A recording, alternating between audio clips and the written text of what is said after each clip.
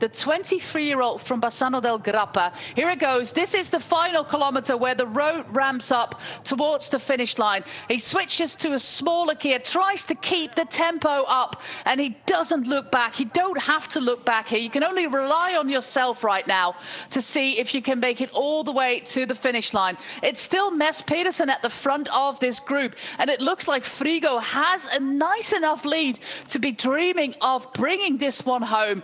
Here we go. This is the steep part of the final kilometer as we go into town.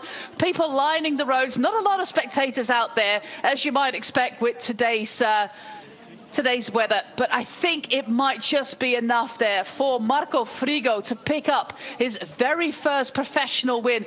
Mess Pedersen is given everything he still has left after the monster ride that he pulled off today. He still has got some watts in the leg, but let's go back to our race leader. We have Watson, we have Mess Pedersen there, and it's over. It's over sooner than he might have hoped. Frigo is about to be caught by Mess Pedersen. There was confusion all round how big the gap was going to be. But just like we saw in that stage in the Giro D'Italia last year, he's caught in the final 500 meters, and Frigo has to wait a little bit longer for that very first professional win.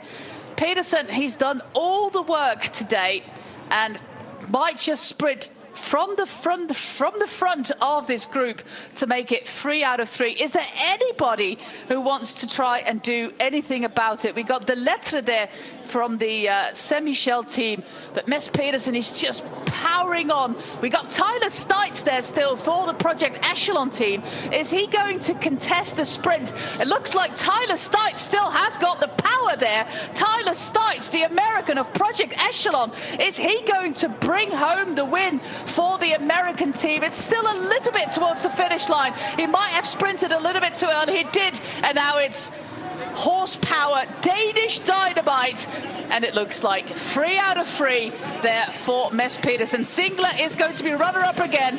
It's 3 out of 3 for Mess Pedersen. What a monster ride yet again by the Danish rider of Lidl Trek.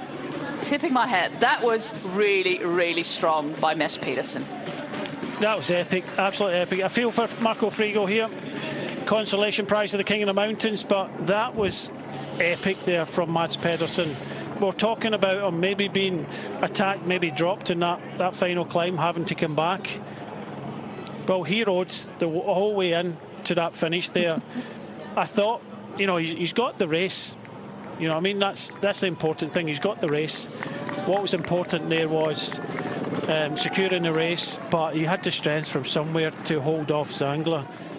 It was a very difficult final, very difficult race over the last couple of days, but Mats Pedersen, chapeau.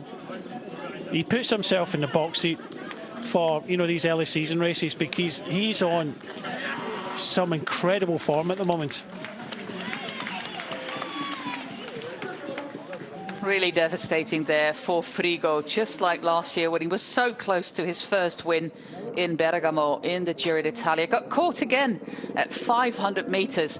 But this man, that was absolutely monstrous in terms of watts. Do you know, and if there was anything, we sometimes say that a race was stolen. Well, there was absolutely nothing stolen about this one. I questioned the tactics and, you know, why would you leave your teammates behind? But this is a one-man machine. You know, okay, there were certain risks there, but he himself brought back Frigo pretty much. And here you thought Zangler, he did a little bit of riding in the running. Maybe if he didn't, maybe here, maybe not, ifs and buts and all this sort of stuff. But there's absolutely no stopping Mats Pedersen at the moment. The decision to forget about his teammates, do it on his own,